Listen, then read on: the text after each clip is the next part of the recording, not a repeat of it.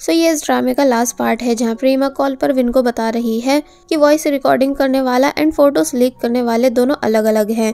तो तब विन दोबारा से सर्चिंग पर लग गया जहाँ इनको एक कमेंट मिला उसी फेरी फे आईडी से कि मैं फे का बॉयफ्रेंड हूँ क्योंकि उसने अपनी कैट का नाम मेरे नाम पर रखा हुआ है। तो तब ये तीनों कहने लगे कि हमें कैट का नाम पता करना होगा।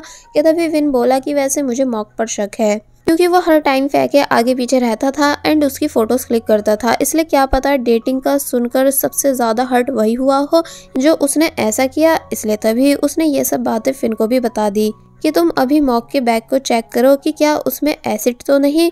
फिन मान गया एंड जब मॉक से बैग दिखाने को कहने लगा काफ़ी कुछ सुनाने के बाद कि तुम फे के साथ ऐसा कैसे कर सकते हो, यानी मैंने खुद देखा था कि तुम हर टाइम उसकी फ़ोटोज़ क्लिक करते रहते थे, इसलिए तुम्ही ने उसकी बैड पिक्स भी क्लिक की होंगी। तो ये सुन पहले तो मॉक कुछ नहीं बोला मगर फिर अपना बैग दिखाने लगा, ये बोलते हुए कि हाँ माना मैं उसकी फ़ोटोज़ क्लिक करता था लेकिन कभी भी सपने में भी फे के लिए इतना बुरा नहीं सोच सकता हूँ।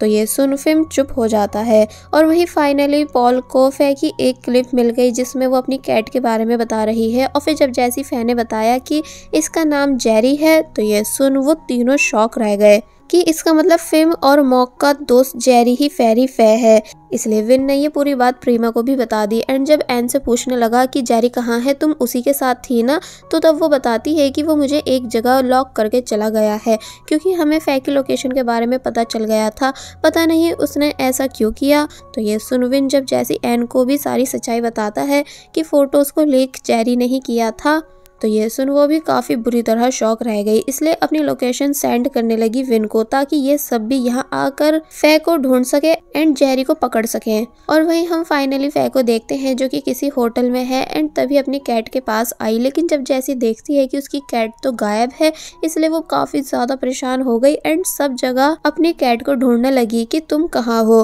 फाइनली उसे अपनी कैट दिखती है जिसे अब इससे पहले कि वो उठा पाती कि तभी जेरी ने यहाँ आकर कैट को उठा लिया एंड पूछने लगा कि क्या तुम ठीक हो, सभी लोग तुम्हारी फिक्र कर रहे थे। तो तब पहले तो वह हैरान होती है कि तुमने मुझे ढूंढा कैसे, मगर फिर पूछने लगी कि वैसे क्या सब सच में मेरी फिक्र कर रहे हैं। तो तब जेरी बताता है कि हाँ एंड सबसे ज्यादा मैं कर रहा था क्योंकि कुछ ऐसी बातें हैं जो कि मुझे तुमको बतानी है तुम्हारा फेस खराब करने से पहले। तो ये सुन फे काफी बुरी तरह शॉक रह गई कि तुम ऐसा क्यों बोल रहे हो। और फिर अब फाइनली जेरी बता ही देता है कि मैं ही फेरी फे हूँ, तुम्हारा वो सबसे बड़ा फैन जिसने स्टार्टिंग से तुमको सपोर्ट किया है एंड जो तुम्हें एक्सपेंसिव गिफ्ट सेंड किया करता था रेड बॉक्स में। तो ये सुन फे हैरान होने लगी क्योंकि उसको पता है कि फेरी फे आईडी ने ही उसकी फोटोज को लीक किया था एंड अब ये जानकर कि वो और कोई नहीं बल्कि इनोसेंट दिखने वाला जेरी है, इसलिए उसको यकीन नहीं आ रहा होता है कि ये सब वाकई में जेरी ने किया है। साथ ही फे को गिफ्ट्स भी याद आने लगे कि कैसे कैसे बहुत सारे रेड बॉक्स उसके पास आते थे जो कि जेरी भेजता था। जेरी बताता है कि मैंने शुरू से तुम्हें बहुत ही ज़्यादा चाहा, जो तुम चाहती थी वो मैं तुम्हारे लिए करता था। तुमको प्रीमा को नीचे दिखाने के लिए उसकी ओल्ड पिक्स चाहिए थी, वो भी मैंने तुम्हें लाकर दी एंड मैक को सेंड की ताकि वो उनको पोस्ट कर सके। और साथ ही जब एक दिन विन तुम्हें पकड़ने वाला था क्लास में तो तब भी मैंने तुमको बचा लिया था उसे प्रीमा की फ़ोटोज़ देखकर, क्योंकि मैं अंधा हो चुका था तुम्हारे प्यार में, इसलिए तुमको इतना ज़्यादा सपोर्ट करने लगा था क्योंकि मुझे लगता था कि तुम भी मुझे पसंद करती हो। तभी हर टाइम मुझे देखकर मुझसे बातें करती रहती थी एंड तुम्हें याद है कि फेरी फे आईडी से भी तुमको कितना अच्छा बॉन्ड हुआ करता था और जब जब मैं बोलता था कि मैं तुम्हारे साथ हूँ तो तब तुम कितना ज़्यादा हैप्पी हो जाया करती थी, लेकिन मुझे नहीं पता था कि तुम मेरा यूज़ कर रही हो। जैसा कि तुमने रिकॉर्डिंग में बताया कि तुमने मुझे लवर तो दूर अपना दोस्त तक कभी नहीं समझा था, हमेशा सिर्फ मेरा यूज़ किया और विन के पीछे पड़ी रही। पहले मुझे लगता था कि तुम ये सब प्रेमा को जेलस कराने के लिए कर रही हो, लेकिन जब तुमने सभी के सामने विन को प्रपोज किया और बताया कि तुम उसे काफ़ी टाइम से डेट कर रही हो तो तब मेरी सारी उम्मीदें टूट गई थी, यानी कि मैं बहुत ही ज़्यादा हर्ट हुआ था और मेरा दिल टूट गया था। फिर चुपचाप जेरी की इन सभी बातों को सुन रही होती है और फिर अब जेरी उस दिन के बारे में बताने लगा कि जब मैं एक दिन कॉलेज में कैट को खाना खिला रहा था तो तब तुम खुद से मेरे पास आई थी। और फिर अब हमें वो सीन दिखाया जाता है जहाँ फे कहती है कि अरे वाह तुम भी इसका ख्याल रखते हो, जबकि मुझे लगता था कि इस कैट का ध्यान रखने वाली सिर्फ मैं हूँ। तो ये सुन जेरी खुश हुआ। फे पूछती है कि क्या तुमने इस कैट का नाम रख दिया है। जेरी बताता है कि नहीं अभी तो नहीं रखा। तो तब वो बोले कि फिर तो मैं इसका नाम रख देती हूँ जो कि मेरा ही फेवरेट है। और फिर तभी फे ने उस कैट का नाम जेरी रखा था, ये बोलते हुए कि वैसे अब हम दोनों इसके पेरेंट्स भी हुए एंड ये हमारा बेबी, क्योंकि सिर्फ हम दोनों ही तो इसका ख्याल रखते हैं।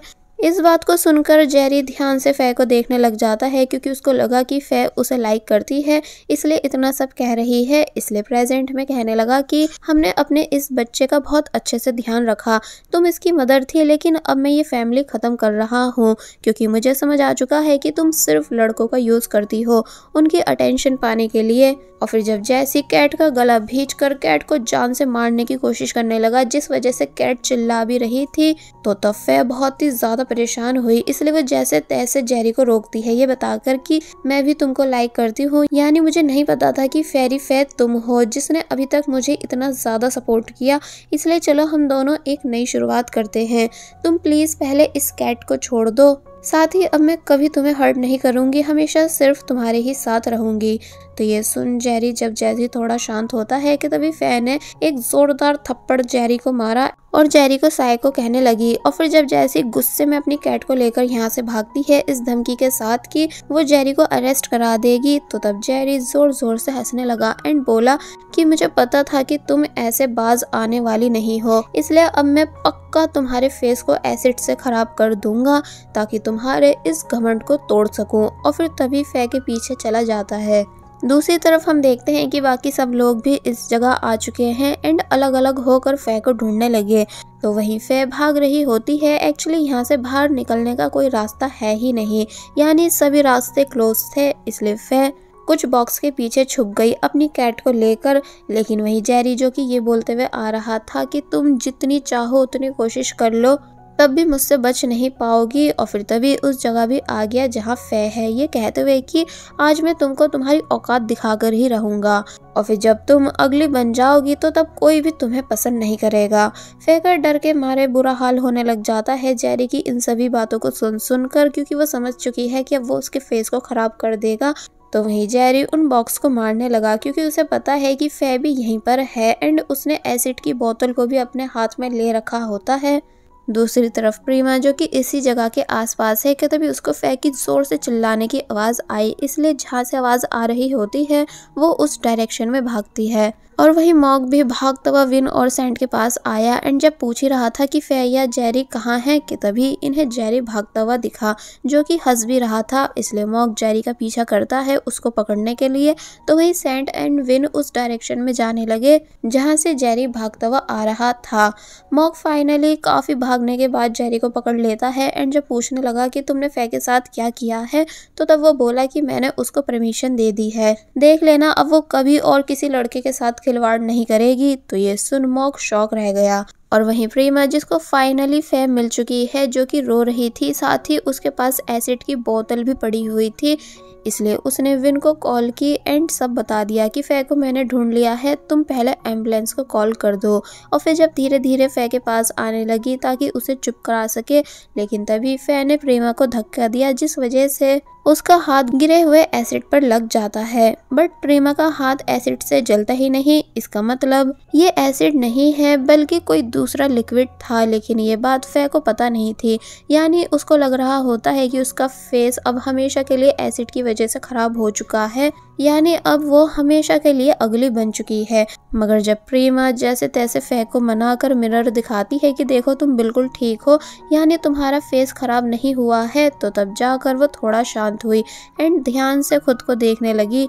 प्रीमा फे की हेल्प कराती है उसको उठवाने में, लेकिन तभी फे ने जोर से प्रीमा को थप्पड़ मारा और कहने लगी कि मेरे साथ अच्छी बनने का ड्रामा करना बंद कर दो, क्योंकि मुझे पता है कि तुम यहाँ ये देखने आई थी कि मैं अगली होने के बाद कैसी दिख रही हूँ, ताकि फिर तुम मेरे ऊपर हंस सको, यानी कि तुम जैसी फेक और प्लास्टिक ब्यूटी पर अच्छे बनने की एक्टिंग सूट नहीं करती, इसलिए अपनी औकात में रहो। तो ये सुन आज फाइनली प्रीमा भी पलटकर फे को थप्पड़ मार देती है एंड कहने लगी कि मैं तुम्हारी तरह नहीं हूँ जो फेक बनने की एक्टिंग करूँ, एंड तुम कब तक मुझसे हेट करने वाली हो? क्या तुम्हें अभी तक समझ नहीं आ रहा है कि हम दोनों की सिचुएशन सेम है?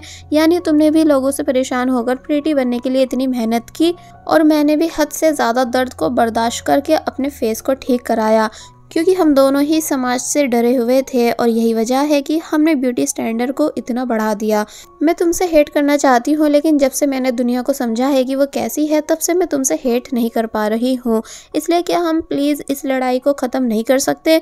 यानी कि ये सच में बहुत ही बेवकूफ़ी है कि हम दोनों ब्यूटी स्टैंडर्ड की वजह से लड़ रहे हैं। फे शांत हो जाती है और जब ध्यान से प्रेमा को देख ही रही थी कि तभी एम्बुलेंस भी यहाँ आ गई, जिसके बाद अब नेक्स्ट डे हमें हॉस्पिटल सीन दिखाया गया, जहाँ फे नोटिस कर रही थी कि कैसे सभी के साथ उनके अपने थे, यानी कि उनकी फैमिलीज या फिर दोस्त। के तभी प्रीमा फे के लिए यहाँ आती है और बताने लगी कि वैसे आज तुम मॉक की वजह से ठीक हो, यानी उसने अपनी कंफ्यूजन की वजह से बॉटल पर गलत चिट लगा दी थी, इसलिए जेरी असली एसिड की बॉटल नहीं ला पाया था। तो ये सुन पहले तो वो याद करती है कि मॉक कैसे हमेशा मुझे हंसाने की कोशिश करता रहता था, यानी कि शुरू से मेरे साथ अच्छा रहा है।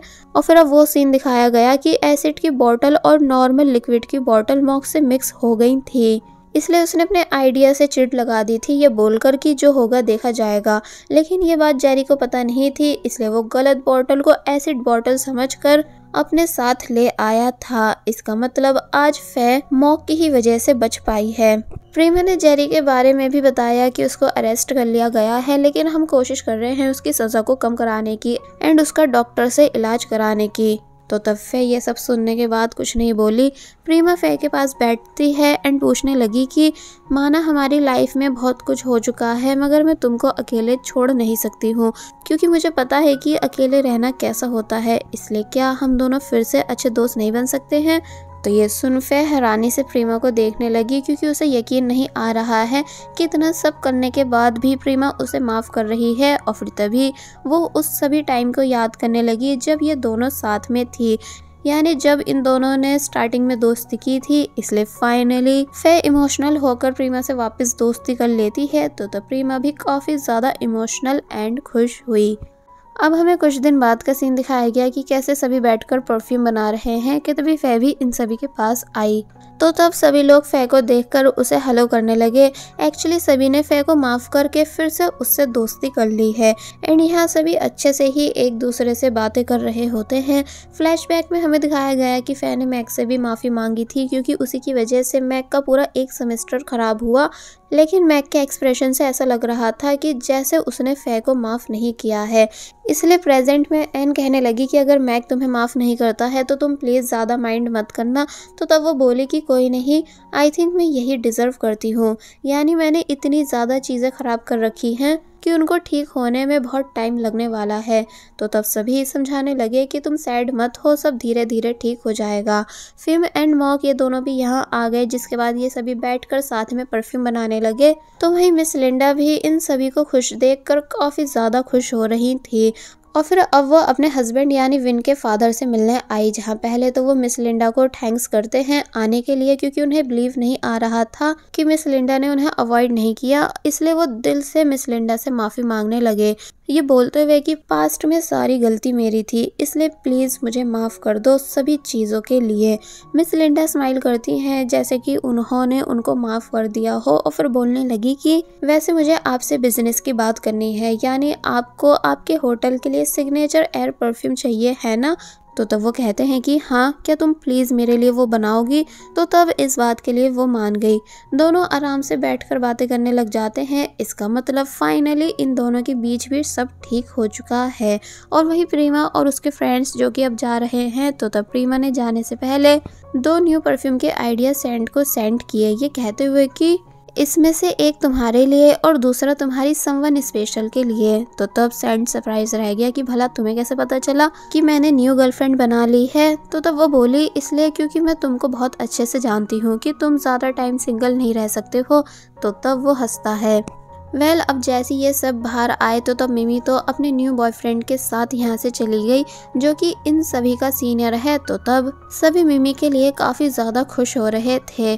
तो वहीं एक फेमस एक्ट्रेस फिल्म को लेने आई, क्योंकि वो काफ़ी टाइम से सीक्रेटली इसको डेट कर रहा था। इसलिए सभी पहले तो काफ़ी ज़्यादा सरप्राइज रह गए, मगर फिर बाद में फिल्म के लिए खुश होने लगे। जिसके बाद ये दोनों भी यहाँ से चले जाते हैं।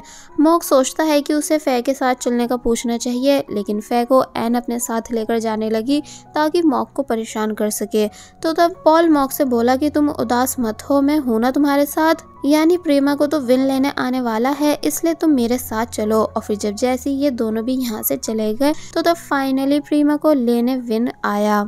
प्रेमा काफ़ी ज़्यादा खुश हुई विन को देखकर। और फिर जब जैसे ये दोनों डेट पर चले गए, यानी उसी प्लेस आए जहाँ लास्ट टाइम ये दोनों सही से एंजॉय नहीं कर पाए थे, इसलिए दोनों यहाँ साथ में कई सारे गेम्स खेलते हैं एंड साथ ही फोटोज़ भी क्लिक कराते हैं, ठीक गर्लफ्रेंड बॉयफ्रेंड की तरह। और जब लास्ट में आउटडोर मूवी देखने बैठे तो तब यहाँ फाइनली प्रेमा अपनी फीलिंग्स कन्फेस करती है कि वो विन को कितना ज़्यादा लाइक करती है। विन हंसने लगा और बोला कि क्या तुमने कुछ ज़्यादा ही जल्दी ये सब नहीं कह दिया, यानी कि मैं कब से वेट कर रहा था तुमसे ये सुनने के लिए।